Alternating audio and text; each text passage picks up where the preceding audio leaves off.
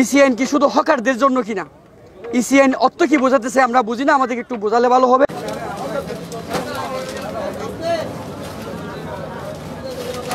বাংলাদেশের যে কোনো সরকার আসুক 10টা মানুষের চাকরি দেওয়ার ক্যাপাসিটি নেই। যদি না থাকে তাহলে 20,000 পরিবারকে একসাথে উচ্ছেদ করার কোনো অধিকার নেই।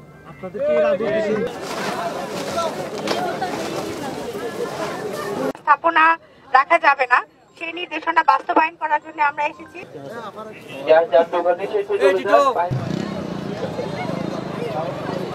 আসলে উচ্ছেদ অভিযানে এসেছি, সাংবাদিকদের সাথে পর্যায়ক্রমে আমরা আলোচনা করেছি যে ওনাদের যে অস্থায়ী স্থাপনাগুলি আছে ওনারা স্থাপনাগুলি সরিয়ে নেবেন।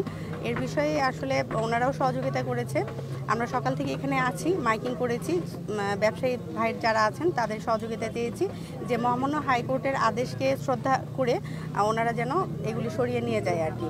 আর আমরা আসলে ফিরে যাচ্ছি না, আমরা আসলে আলোচনার জন্য ব্যবসায়ী প্রতিনিধি সহ আমরা জেলা প্রশাসকের কার্যালয়ে যাচ্ছি। আমাদের কার্যক্রম চলমান আছে আর কি, যে ওনারা এখানে এই স্থাপনাগুলি রাখবেন না আর কি। ওনারাও আমাদের সাথে একাত্মতা পোষণ করেছেন যে ওনারা আইনকে শ্রদ্ধা করে এই স্থাপনাগুলি এখান থেকে সরিয়ে ফেলবেন। যে এই মুহূর্তে এগুলি উচ্ছেদ না করা, পর্যটক মৌসুম যেহেতু, কিন্তু এখন আইন হলো হাইকোর্টের আইন, সেটা আমাদের সবাইকে মানতে হবে। আমরা ওনাদের বিষয়টাও বুঝছি, সেই কারণে ওনাদেরকে কিভাবে মানে আরও ফেসিলিটেট করা যায় বা ওনারা কি প্রবলেমগুলি, ওনাদের সমস্যাগুলি শোনার জন্যই আমরা জেলা প্রশাসকের কার্যালয়ে যাচ্ছি। আমাদের এই ব্যবসার সাথে 20,000 পরিবার জড়িত।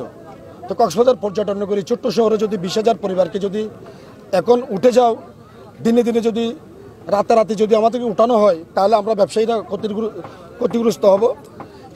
সেটার কারণে এখানে ইউনি ম্যাডাম ছিল এবং পর্যটন সেলের নির্বাহী ম্যাজিস্ট্রেট সাহেব ছিলেন, এবং আমরা ওনাদেরকে রিকোয়েস্ট করেছি যে হাইকোর্টের আইন বাস্তবায়নে আমরা সবাই, এই আইন আমাদের দেশের মানুষের জন্য। তবে একটা পরিষ্কার কথা বলতে চাই, আইন সবার জন্য সমান চাই। এখানে কিন্তু কোনো স্থাপনা নাই। স্থাপনা বলতে জালালঘর যেগুলি, এগুলি বোঝায়। তো এগুলির মধ্যে মনে করেন জালালঘর যেগুলি আছে, সত্যিকারে জালান কোটাগুলি না উঠিয়ে ইসি আইন বাস্তবায়নের সত্যিকার অর্থের যেটা 300 মিটারের ভিতরে জালান কোটা রয়েছে, এটা না উঠিয়ে বারবার আমাদেরকে এই শুধু সুগন্ধা বিচের এই নিরহ ঝিনুক ব্যবসায়ীদেরকে উচ্ছেদ করে এই ঝিনুক শিল্পকে ধ্বংস করার যে পায়তারা, আমি এর তীব্র নিন্দা ও প্রতিবাদ জানাচ্ছি। বাংলাদেশের যে কোনো সরকার আসুক 10টা মানুষের চাকরি দেওয়ার ক্যাপাসিটি নেই। যদি না থাকে তাহলে 20,000 পরিবারকে একসাথে উচ্ছেদ করার কোনো অধিকার নেই।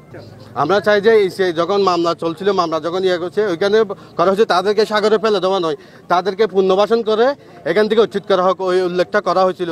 আমাদেরকে পুনর্বাসন না করে, প্রতি বছরে পুনর্বাসন না করে আমাদেরকে উচ্ছেদ করা হয় এখান থেকে। তাহলে আমরা সরকারি অনেক জায়গা খালি আছে, আমাদেরকে এখান থেকে পুনর্বাসন ওইখানে করে তাহলে এখানে উচ্ছেদ করা হোক আমাদেরকে।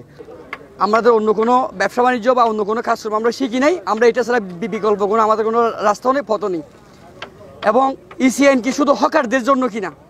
ইসি আইন অর্থ কি বোঝাতেছে আমরা বুঝি না, আমাদেরকে একটু বোঝালে ভালো হবে।